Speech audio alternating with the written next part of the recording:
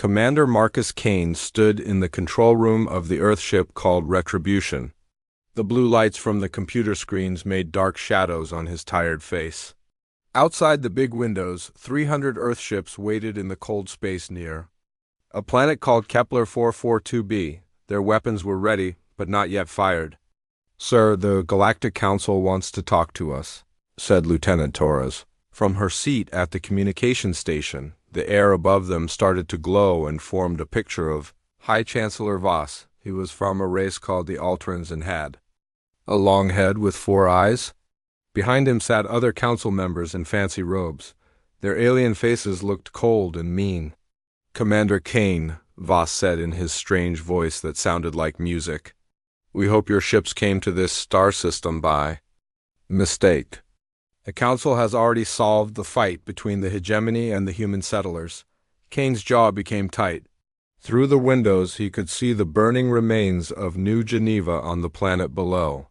60,000 humans had lived there just a few days ago. "Solved?" Kane's voice was cold as ice. "We can see bomb damage from space. Our people are dead." "War always kills people," said another council member. This one looked like a giant bug and was called Praetor Nixes. "The hegemony claimed this planet 3 years before humans came here." 3 years? Kane stepped closer to the glowing picture. "We have been making this world ready for humans for 8 years. Our children were born here." "The council looked at all the papers," Voss said in a smooth voice. "The hegemony's claim is real. We want all human forces to leave right now." Kane looked around the control room. His officers stood very still. Their faces showed the same feeling of being betrayed that burned in his chest. For 15 years, Earth had done everything the Council asked. They had followed every treaty, every trade deal, every request for military help. They had been the youngest race to become full members and were proud to be part of the galaxy community. "What if we say no?" Kane asked. "Then you will pay for going against the Council's decision," Voss replied. "Do I need to tell you that Earth stands alone in this part of space? Your closest friends are 40 light years away." The transmission ended and the control room became quiet. Kane stared at the empty space where the picture had been. His mind raced through what this meant. The Council had not only allowed the killing of human civilians, but was now threatening Earth itself. "Sir," Torres said quietly, "our long distance sensors see movement. Hegemony warships are moving around the planet." Kane nodded slowly. Through the window he could see the sharp shapes of hegemony destroyers coming from behind the planet. Their weapons were already charging with red energy building along their hulls. "They're not even trying to hide it," said Captain Reed from the weapons station. "They knew we would say no." This was planned, Kane realized. His voice became cold. The Council never meant to protect human interests. "We have been nothing but a tool for them to use." "Orders, sir?" Torres asked. Kane looked out at his fleet. 300 ships carried the hopes and dreams of humanity's growth into the stars. Behind them, Earth waited for news about their colony's fate. The Council expected humans to bow their heads and accept their place as the galaxy's newest servant race. "Tell all ships," Kane commanded. "Full battle alert, weapons free." "Sir," Reed's voice showed worry, "the hegemony fleet has twice as many ships as us, and if the Council joins the fight, then we will remind them why humanity earned their place among the stars," Kane interrupted. "We did not survive the climate wars and the colony rebellion by backing down from a fight." The tactical display updated as Earth's fleet moved into fighting formation. The hegemony ships responded right away. Their own formations shifted to meet the threat. Between them, the dead world of New Geneva served as silent proof of the Council's betrayal. The space around them began to fill with bright flashes as energy weapons fired back and forth. Kane watched as the first hegemony ships exploded in balls of superheated gas. His ships had surprised them with their fast-opening attack, but he knew this advantage would not last long. "Hegemony backup ships coming out of hyperspace," reported Torres. "Count to 75 more vessels." Kane felt his stomach drop. The odds had just changed from hard to almost impossible. But as he watched the tactical display, he saw something that made his blood run cold. The new ships were not all from the hegemony. "Sir," Torres' voice cracked, "those are not all hegemony vessels. I see Alteron signatures, Catherian dreadnoughts, and council peacekeepers." The bridge became silent except for the hum of the ship's systems. Kane felt the weight of understanding settle over his crew. This was not just a fight over territory anymore. The entire Galactic Council had mobilized against humanity. "They are forming a blockade," reported Commander Hayes from the navigation station. "Complete circle around us. No way to escape." Through the main window, King could see the massive forms of the Council fleet taking position. The Catherian dreadnoughts alone were each the size of a small moon. Their crystal hulls broke the light of the system's star into rainbow patterns that would have been beautiful at any other time. "Incoming transmission," announced Communications Officer Bell. "It is from the Council flagship." "High Chancellor." Voss appeared on the main screen again, but this time his diplomatic mask had fallen. His 4 eyes burned with cold anger, and his voice carried the weight of absolute power. "Commander Kane," he began, "your resistance ends now. Turn off your weapons and get ready to be escorted to Earth for judgment." "Judgment?" Kane stepped closer to the screen. "For what crime?" "Defending our people?" "For the crime of going against the Council's will," Voss replied. "For the crime of thinking your primitive species could challenge the established order? You have 1 minute to comply." The transmission ended, leaving Kane staring at the overwhelming force lined up against his fleet. 300 Earth vessels against nearly 1,000 Council ships. The math was simple and brutal. Kane looked around the bridge at his crew. Young faces, most of them. Officers who had joined the fleet believing they were serving humanity's bright future among the stars. Now they would die in the cold void, betrayed by the very organization they had trusted. But as Kane watched the enemy fleet move into attack position, he felt something cold and hard settle in his chest. The Council expected compliance. They expected humanity to bow their heads and accept their fate quietly. Like so many other species had done before them, they were about to learn how wrong they were. "Signal the fleet," Kane ordered. "All ships, emergency power to weapons. Target their command ships first." "Sir," Hayes protested, "we cannot win this fight." "We are not trying to win," Kane replied, his voice becoming steel. "We are trying to send a message. Every Council ship we destroy is a message to every other species watching this. The message is simple: resistance is possible." As the first energy beams lanced through space, Kane allowed himself a grim smile. The Council had made one critical error in their calculations. They had assumed humanity would accept their fate quietly. They were about to learn that humans had never been good at going quietly into the dark. Admiral Elena Vasquez watched the battle displays from the bridge of the ship called Righteous Fury. The first wave of hegemony vessels exploded in bright flashes of superheated gas. The Earth fleet had caught them by surprise with their aggressive opening move, but she knew the advantage would not last long. "Hegemony backup ships dropping out of hyperspace," reported Ensign Parker from the sensor station. "Count is 75 additional vessels." Vasquez felt her stomach tighten. The odds had just shifted from difficult to nearly impossible. But as she watched the tactical display, she noticed something that made her blood run cold. The new arrivals were not just hegemony ships. "Ma'am," Parker's voice cracked slightly, "those are not all hegemony vessels. I am reading Alteron signatures, Catherian dreadnoughts, and Council peacekeepers." The bridge fell silent except for the hum of the ship's systems. Vasquez felt the weight of realization settling over her crew. This was not just a territorial dispute anymore. The entire Galactic Council had mobilized against humanity. "They are forming a blockade," reported Commander Hayes from the navigation station. "Complete circle around us. No escape routes."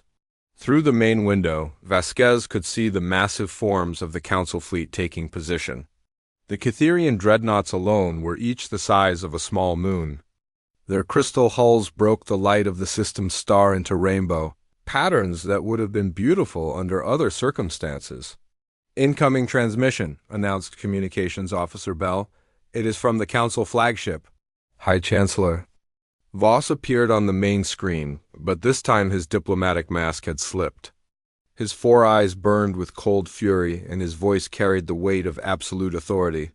Admiral Vasquez, he began, somehow knowing she was in command of the fleet. Your resistance ends now. Stand down your weapons and prepare to be escorted to Earth for judgment. Judgment? Vasquez stepped closer to the screen. For what crime? Defending our people? For the crime of defying the Council's will, Voss replied. For the crime of thinking your primitive species could challenge the established order. You have 1 minute to comply. The transmission ended, leaving Vasquez staring at the overwhelming force lined up against her fleet. 300 Earth vessels against nearly 1,000 Council ships. The mathematics were simple and brutal. Admiral, Hayes spoke quietly, we could try to break through their lines. Some of us might make it back to Earth. To warn them of what? Vasquez asked. That the Council has decided humanity is a threat? That our colonies are being wiped out? They will already know that when we do not return. She looked around the bridge at her crew. Young faces, most of them.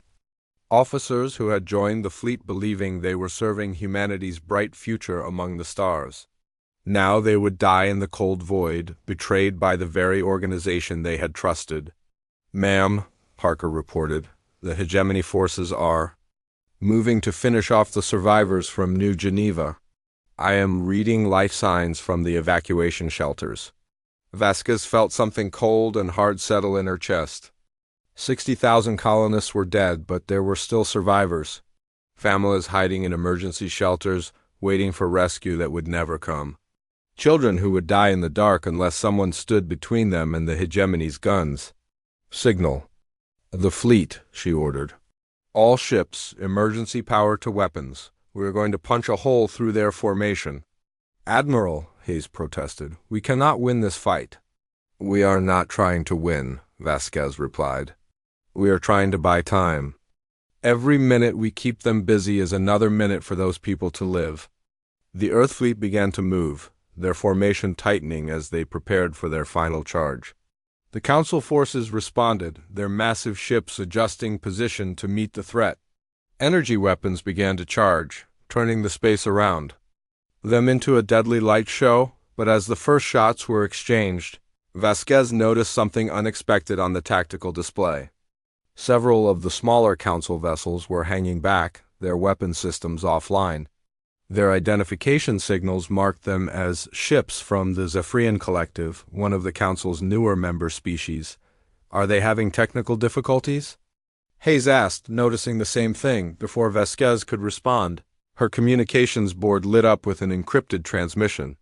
The signal was coming from one of the Zephyrian vessels, and the message was brief but shocking. Earth Fleet, this is Captain Reth of the Zephyrian vessel Harmony. We stand with you. The Council's actions today shame us all. Vasquez felt a spark of hope flicker in her chest. Perhaps humanity was not as alone as they had thought. Perhaps. There were others who still believed in justice, even in the face of the Council's overwhelming power. Captain Reth, she transmitted back, we appreciate your support, but you will be marked as traitors for this. We are already traitors, came the reply. The moment we chose conscience over convenience. There are others, Admiral. More than, as if summoned by his words, more ships began to break away from the Council formation. Not many, perhaps 24 out of nearly 1,000, but each one represented a species that had chosen to stand against tyranny rather than bow to it. The space around. New Geneva erupted into chaos as the battle began in earnest. To Council. Forces, surprised by the defections in their ranks, hesitated for a crucial moment. That hesitation cost them as the combined human and rebel forces struck hard at their formation's weak points. Vasquez watched as her tactical display filled with explosions and energy beams. The Zephyrian ships fought with desperate courage, their smaller vessels darting between the massive Council dreadnoughts like angry wasps. Other rebel ships followed their lead, turning what should have been a one-sided massacre into a genuine battle. Admiral, Parker called out. I am detecting more hyperspace signatures. Multiple fleets dropping out of FTL space. Vasquez felt her heart stop. More council reinforcements would spell the end of any hope for survival. But as the new arrivals materialized on the tactical display, she saw something that changed everything. Those are not council ships, Hayes reported, his voice filled with wonder. I am reading Andorian battlecruisers, Thaxian destroyers, and what looks like an entire Centauri war fleet. The tide of battle had suddenly, impossibly, turned. What had started as humanity's last stand had become something much larger. Across the galaxy, it seemed, species were tired of bowing to the Council's will. All ships, Vasquez broadcast to the growing fleet of rebels. This is Admiral Vasquez of the Earth Forces. Welcome to the fight for freedom. The response came from dozens of ships at once, a chorus of different voices speaking in different languages, but all saying the same thing. They stood with humanity, against the Council's tyranny. High Chancellor. Voss appeared on her screen again, but this time his composed mask had completely shattered. His 4 eyes blazed with fury and disbelief. This is impossible, he screamed. You cannot coordinate this response. Our intelligence networks detected no communication between Earth and these species. You are right, Vasquez replied calmly. We did not coordinate anything. Your own actions did this. Every species you have bullied, every world you have threatened, every time you have used fear instead of justice to maintain order. This is the result. She looked around her bridge at the tactical displays showing dozens of alien fleets converging on the battlefield. Each ship represented thousands of beings who had chosen to risk everything for the chance to live free. You made one mistake, Chancellor, she continued. You assumed that power came from fear alone. But real power comes from the consent of the governed, and today that consent has been withdrawn. The transmission ended, leaving Vasquez watching as the Council fleet began a fighting retreat. They were still powerful, still dangerous, but they were no longer invincible. The myth of their absolute authority had been shattered in the space around a dead human colony. As the battle raged on, Vasquez allowed herself a moment of hope. This was no longer just about humanity's survival. This was about the future of the entire galaxy, and for the first time in generations, that future looked bright. Captain David Cross stood in the emergency command center. Buried 3 kilometers beneath the surface of Luna, the moon's gray landscape stretched endlessly beyond the thick windows, but his attention was focused on the computer display showing the Sol System's defenses. Sir, we are receiving broken transmissions from the Kepler fleet, reported Major Kim from the communications station. Heavy casualties. Admiral Vasquez's last message was tell Earth to prepare. Cross felt his stomach clench. The Kepler expedition had been humanity's finest, 300 ships and their best officers. If they were gone, Earth's defensive capabilities had just been cut in half. What is the status on the Council's response? He asked. Radio silence. From the Council headquarters, Kim replied. But long-range sensors are picking up hyperspace signatures throughout the outer system. Big ones. Cross walked to the main tactical display, where a 3-dimensional map of the Sol System rotated. Slowly. Red dots were appearing at the edge of sensor range, more every minute. The Council was not just responding to humanity's defiance, they were preparing to end it permanently. How long until they reach Earth orbit? He asked. 47 hours. Answered Lieutenant Commander Singh from the tactical station. But sir, the preliminary count is over 2,000 ships. The command center fell silent. 2,000 ships. The entire might of the Galactic Council brought to bear against one small blue planet. Cross had seen the reports from the outer. Colonies, entire worlds burned clean, their populations reduced to ash in minutes. The Council's patience with humanity had finally run out. Sir, Kim's voice was tight with stress, we are receiving a priority transmission from Earth Defense. Command. President Martinez wants to speak with you directly. The computer screen flickered, revealing the familiar face of President Maria Martinez. She looked older than Cross remembered, her hair now streaked with gray, her eyes carrying the weight of impossible decisions. Captain Cross, she began, I am sure you are aware of our situation. The Council fleet will be here in less than 2 days, and our combined forces number fewer than 400 vessels. Madam President, Cross replied, we could try to negotiate. The Council has always been willing to discuss terms. Martinez's expression hardened. Negotiate? Captain, they have spent the last 6 months systematically destroying our colonies. Titan Base, New Geneva, the mining stations in the asteroid belt, all gone. The Council is not interested in negotiation anymore. Cross felt the weight of her words. He had hoped that the reports were wrong, that some diplomatic solution could still be found. But the evidence was mounting that the Council had decided. Humanity was too dangerous to be allowed to continue expanding. What are your orders, ma'am? He asked. Earth Defense Plan Omega, Martinez replied. Full mobilization. Every ship, every weapon, every advantage we can find. We are going to make them pay for every mile of space. Cross knew what Plan Omega meant. It was the option no one had wanted to consider, total war against the Galactic Council. Once they began, there would be no going back. Humanity would either emerge victorious or be wiped from the galaxy entirely. Madam President, he said carefully, you do understand that this means the end of any hope for peaceful coexistence with the Council species. The Council ended that hope when they decided to commit genocide, Martinez replied. We are not going to die quietly, Captain. If they want to destroy humanity, they are going to learn why we conquered our own planet before we ever left it. The transmission ended, leaving Cross staring at the tactical display. The red dots representing the Council fleet continued to multiply, a red wave approaching the pale blue dot that represented Earth. In just over 40 hours, the battle for humanity's survival would begin. Sir, Singh reported, we are receiving deployment orders from Earth Defense Command. All Luna-based vessels are to take position in the outer defensive line. Cross nodded. The Luna fleet consisted of 12 heavy cruisers and 47 destroyers, not much against the Council's overwhelming numbers. But every ship would count in the coming battle. Cross had been born on Luna, in the underground cities that humanity had built beneath the moon's surface. His parents had been miners, working the deep shafts that provided raw materials for Earth's space program. He had grown up dreaming of the stars, never imagining that one day he would have to fight for humanity's right to reach them. Signal. The fleet, he ordered. All ships prepare for combat deployment. And, Singh? Yes, sir? Send a message to the civilian evacuation centers. Tell them we are going to hold the line. As the Luna fleet began its deployment, Cross watched the tactical displays showing Earth's frantic preparations. Every orbital platform was being armed, every asteroid mining station converted into a weapon.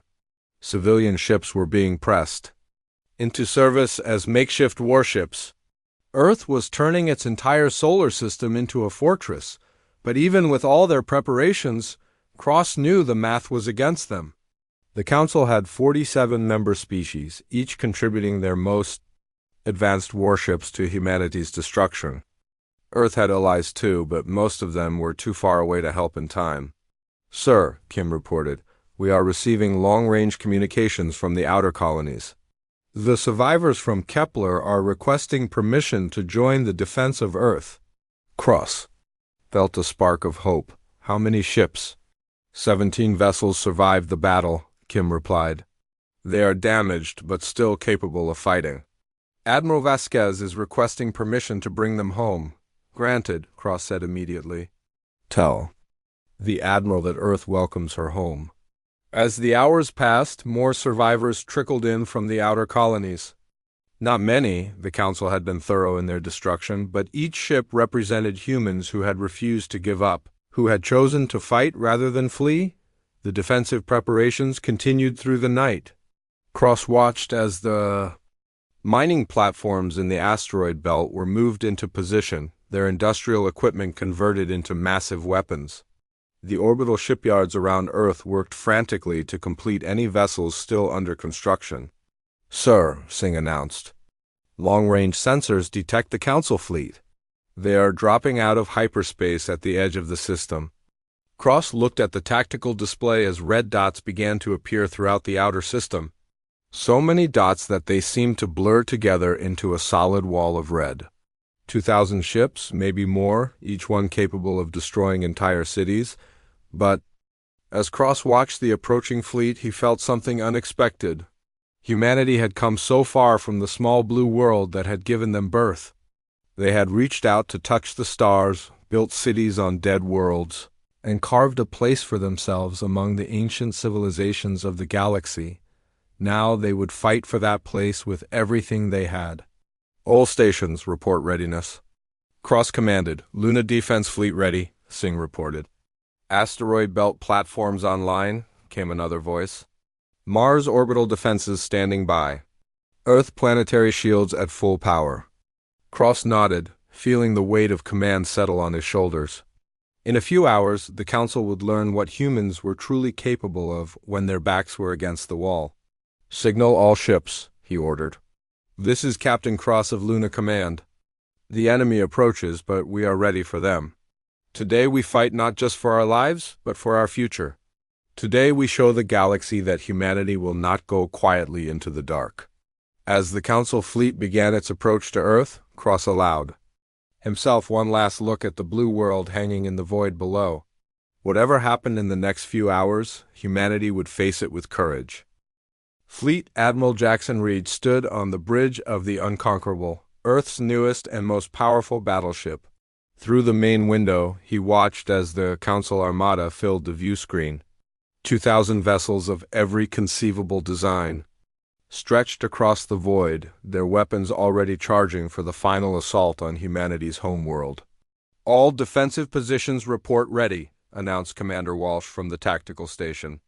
Mars orbital platforms are online, Luna fleet is in position, and the asteroid mining stations have been converted to weapons platforms, Reed nodded grimly. Humanity had turned the entire Sol system into a fortress, but even their preparations seemed small compared to the force lined up against them.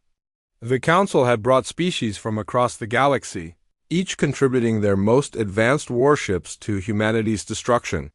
Sir, reported Lieutenant Morrison from Communications, we are receiving a transmission from the Council flagship. It is High Chancellor Voss. The main screen flickered, revealing the Alteron leader. Behind him, Ree could see the other Council members, the insect-like Praetor Nixies, the crystal form of the Cytherian Archon, and dozens of other alien faces, all united in their desire to see humanity erased. Fleet Admiral Reed, Voss began, his voice carrying the cold certainty of absolute power. I offer you one final chance to spare your world unnecessary suffering. Surrender now, and we will make your species' end swift and painless. Reed stepped closer to the screen, his weathered face showing no trace of fear. Chancellor Voss, I have a counter-proposal for you. Turn your fleet around and leave our system, and we might let you live. Several of the Council members made sounds of outrage, but Voss merely smiled, a disturbing expression on his alien features. Your arrogance is remarkable, even for a human. You face the combined might of 47 galactic civilizations. And you still believe you can prevail? We have prevailed against worse odds, Reed replied. We have survived ice ages, world wars, and the near destruction of our own planet. We have learned to thrive in the vacuum of space and make dead worlds livable. What makes you think we will simply roll over and die because you have decided we are inconvenient? Because, Voss leaned forward, his four eyes burning with cold fury, you are alone. No species will come to your aid. No fleet will rescue you. You have defied the Council's will, and now you will face the consequences. The transmission ended, leaving Reed staring at the massive enemy fleet. He had been hoping for more time, but it was clear that the Council's patience had finally run out. The battle for Earth's survival was about to begin. Sir, Walsh reported, Council forces are beginning their attack approach. Lead elements will be in weapons range in 15 minutes. Reed looked around the bridge at his crew. These were some of Earth's finest officers, men and women who had volunteered to stand between their world and destruction. They deserved to know the truth about what they were facing. Attention all ships. he broadcast to the human fleet. "This is Fleet Admiral Reed. In a few minutes, we are going to face the largest military force in galactic history. The odds against us are significant. But I want you to remember something. We are not just fighting for our lives today. We are fighting for the right of every species to exist without bowing to the Council's will." He paused, looking out at the approaching enemy fleet. The lead ships were already within long-range weapons range, their massive forms blocking out the stars. For too long, the Council has decided which species live and which die. They have carved up the galaxy among themselves, treating entire civilizations as pawns in their political games. Today, we show them that some species refuse to be pawns. The first Council energy beams lanced through space, striking the outer defensive platforms. Explosions bloomed like deadly flowers against the black of space. The battle for Earth had begun. "All ships," Reed commanded, "weapons free, give them hell." The Sol system erupted in light as hundreds of ships opened fire at the same time. The Council's overwhelming numbers advantage was immediately apparent. Their first attack destroyed a dozen human vessels before they could return fire. But the humans had prepared for this moment, turning their entire star system into a weapons platform. Hidden missile batteries in the asteroid belt opened fire, sending thousands of nuclear warheads screaming toward the Council fleet. The mining stations that had been converted to weapons platforms began firing their industrial particle beams, designed to cut through solid rock but equally effective against starship hulls. "Sir," Walsh reported, "we are taking heavy casualties. But we are giving as good as we get. The Council's lead elements are pulling back to regroup." Reed nodded, but he knew this was just the beginning. The Council had the resources to absorb losses that would cripple humanity. Unless something changed dramatically, this battle would end with Earth's destruction. The space around Earth became a swirling hell of energy beams, explosions, and debris. Human ships fought with desperate courage, knowing that each minute they held the line was another minute for their families below to live. The asteroid belt platforms fired continuously, their massive industrial equipment tearing through Council ships like paper. "Admiral," Morrison called out, "I am receiving reports from across the system. The Council is taking heavier losses than expected. Our defensive preparations are working." Reed felt a moment of hope, but it was quickly crushed as his tactical display updated with new information. The Council fleet was adapting, using their smaller ships to clear the asteroid belt while their larger vessels moved to engage Earth's main fleet. "Sir," Walsh reported, "we are being surrounded. The Council is using their numbers to box us in." Reed watched as the tactical display showed red dots moving to encircle the human fleet. Soon they would be trapped, unable to maneuver, forced to absorb the Council's overwhelming firepower until they were all destroyed. That was when the impossible happened. "Sir," Morrison called out, his voice filled with disbelief, "I am reading hyperspace signatures. Multiple fleets dropping out of FTL." Reed felt his heart stop. More Council reinforcements would spell the end of any hope for survival. But as the new arrivals materialized on the tactical display, he realized something that changed everything. "Those are not Council ships," Walsh reported, his voice filled with wonder. "I am reading Zephyrian, Andorian, and sir, that is Athaxion. Battle fleet. They are targeting the Council ships." The bridge erupted in cheers as the crew realized what was happening. Humanity was no longer alone. Across the galaxy, species had risen up against the Council's tyranny, and now they had come to stand with Earth in its darkest hour. "Sir," Morrison announced, "I am receiving a transmission from the lead Zephyrian ship. Captain Reth sends his regards and says, 'Today we all fight for freedom.'" Reed felt tears sting his eyes as he watched the tactical display transform. What had been a hopeless last stand had become something much larger. The tide of battle was turning as the newly arrived fleets engaged the Council forces from behind. "All ships," Reed broadcast to the combined fleet. "This is Admiral Reed. Welcome to the fight for galactic freedom. Today we end the Council's reign of terror once and for all." The space around Earth became a three-way battle as human, rebel, and Council forces clashed in the most massive space battle in galactic history. But for the first time since the crisis began, Reed allowed himself to believe that humanity might actually survive. High Chancellor Voss stared at the tactical display aboard his flagship, watching as his carefully planned attack crumbled into chaos. The human fleet, which should have been swept aside in minutes, was still fighting with desperate fury. Worse, nearly 24 species had arrived to aid Earth's defense, their combined fleets turning the battle into a massive free-for-all. How? Praetor Nixes clicked angrily from her position at the council command table. How did they coordinate this response? Our intelligence networks detected no communication between Earth and these species. They did not need to communicate, replied Archon Keth, the Catherian representative, his crystal form pulsing with worried light. Our actions spoke for themselves. We have shown the galaxy what happens to species that displease the Council. Voss felt a cold dread settling in his stomach. The Council's authority had been built on the assumption that most species would accept their rule, rather than face destruction. But humanity's defiance had apparently inspired others to remember their own complaints against the Council's tyranny. Sir, reported the ship's tactical officer, we are receiving surrender demands from the Zephyrian fleet. They are demanding. We withdraw from the Sol system immediately. Surrender demands? Voss's voice rose to a shriek. We are the Galactic Council. We do not surrender to rebels and primitives. But even as he spoke, Voss could see the battle was going badly. The human defensive preparations had been far more extensive than the Council had anticipated.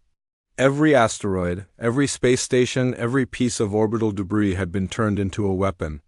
The Sol system had become a death trap, and now, with the arrival of Allied fleets, the Council forces were caught in a crossfire they could not escape. The tactical display showed the true scope of the disaster. Nearly 300 Council ships had been destroyed or disabled in the first hour of fighting. The human defensive networks were taking a terrible toll, and the newly arrived rebel fleets were attacking the Council formation from behind and from the sides. Sir, the tactical officer continued, we are receiving a transmission from the human flagship. It is Fleet Admiral Reed. Voss wanted to refuse the call, but he needed to understand how this disaster had unfolded. The main screen flickered, revealing the human commander's weathered face. Behind him, Voss could see the bridge of the Unconquerable damaged but still fighting. Chancellor Voss, Reed began, his voice carrying a note of grim satisfaction. I believe you said something about facing the consequences of our actions? This changes nothing, Voss replied, fighting to keep his voice steady. You may have found a few allies, but the Council commands the loyalty of hundreds of species. This rebellion will be crushed. Will it? Reed smiled coldly. Because I am looking at tactical displays showing Council forces in full retreat across 17 different star systems. It seems word of your treatment of humanity has spread faster than your damage control teams can work. Voss felt the blood drain from his face. The Council's authority depended on the perception of absolute power.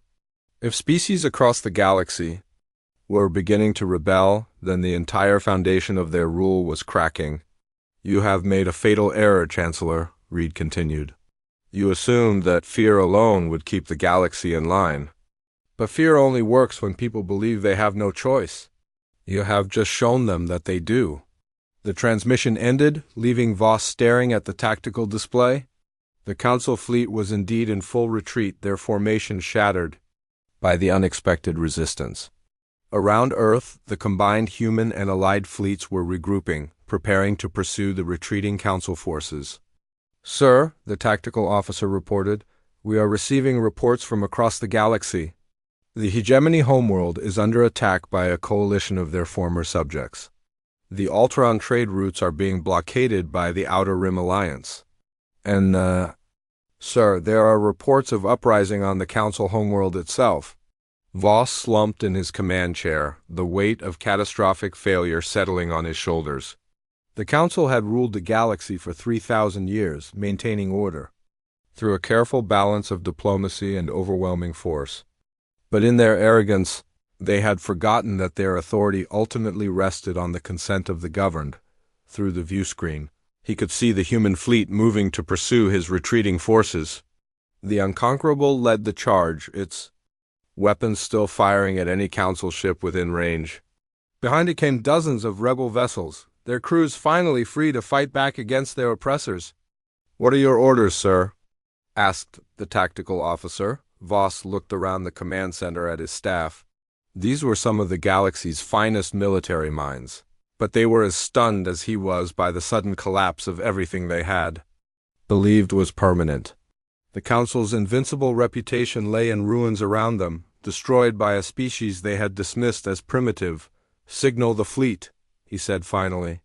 "Full retreat to Council space, and prepare a message for the human government. It seems we have much to discuss." As the Council fleet began its withdrawal from the Sol system, Voss could not help but reflect on the irony of the situation.